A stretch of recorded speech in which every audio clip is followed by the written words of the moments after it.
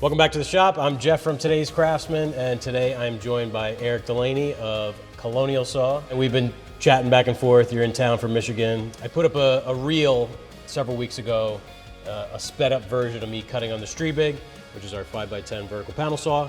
And we had the idea to sort of make a video, sliding table saw, cabinet saw, STRIEBIG, head to head.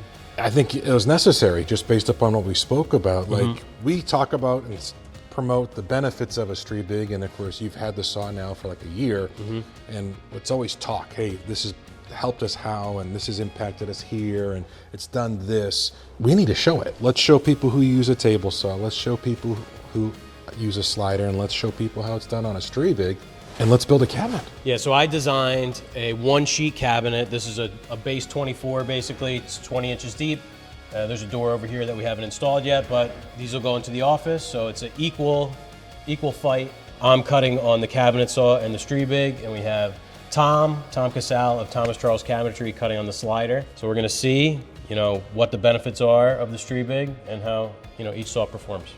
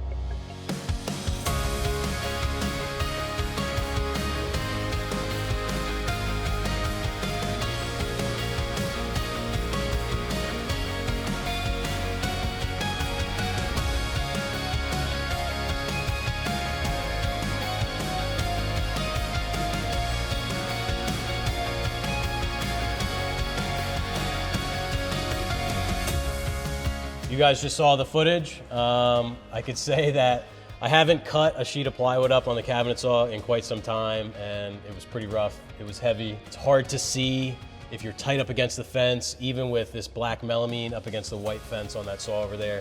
It was really difficult. There's no good way to square up your ends unless you're using a sliding attachment, and then we're really getting into the sliding saw sort of territory. So really it's the slider versus the STRIEBIG. Now, Tom over at Thomas Charles Cabinetry, he's been cutting for, say, 40 years on a slider. He was quite good. Yeah, he's got a lot of experience. He knows that saw. He's been running that saw for decades. So he's got experience on his end. He cut pretty fast. But with the STRIEBIG, you could see I'm in one spot. I'm working very easily. There's no strain. I'm not walking back and forth. You didn't have somebody else helping you load the saw. Yep, you're able to lift the sheet up there by yourself. I've gotten actually this piece right here. It's a 4x10 of 1.125" industrial flake.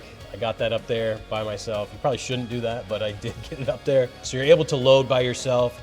And really that's a tough motion on your back, getting that saw flat up onto the, or getting the sheet flat up onto the saw. It's this, and we talked about how on a slider, you're constantly slamming your material, or you try not to slam, but you're constantly pushing your material up into your reference, which is giving you that square cut. So on the STRIEBIG, we're referencing off of those bottom rollers. Yep. The contact points are never touching what keep the saw head square. Correct. On a slider, you run the risk of banging into that fence and kicking it out of square. That's exactly right. You saw how close you had to get your hand to the blade on the slider. On the STRIEBIG, It's not an issue. You know, I don't even have to wear safety glasses really on the STRIEBIG. Everything is contained, it's covered up. There's a shroud over the blade. To get hurt on the STRIEBIG is, you really have to try. It's not dummy proof, but it's definitely dummy mitigated. Yep. It's really designed with safety in mind.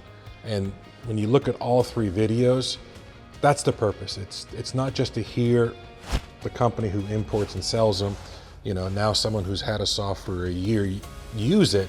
You now get to see and watch all 3 cutting methodologies in live stream. I mean, what better way to compare material handling, the amount of footsteps that it requires, the footprint. I mean, the STRIEBIG is great. You saw we have the digital cross-cut stop. So I'm able to cut out of sequence. So I'm able to cut this part to 30.5, move on to a different part, and then jump back to this if that's the way the sheet is broken up. And we're accurate within 5 thou. So I'm not relying on a little cursor on a rip fence to try and get these accurate cuts, or a cursor on a wing of a table saw, a sliding table saw. You know, it's very accurate. These parts are extremely square. We just edge banded them. We have nice, perfect trimming because of the 90-degree corners.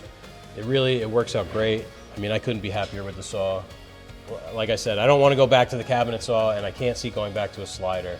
The space savings, the accuracy, the safety, everything is great. Yeah, well, you've evolved, right? That's really what it comes down to. Is you started with the table saw, you went to the slider, now you have the STRIEBIG. To me, it's the only choice. It's the obvious choice. Yeah, I agree.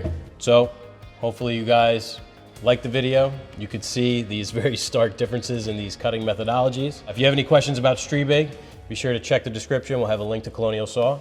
If you have any questions, let us know. Talk to you next week.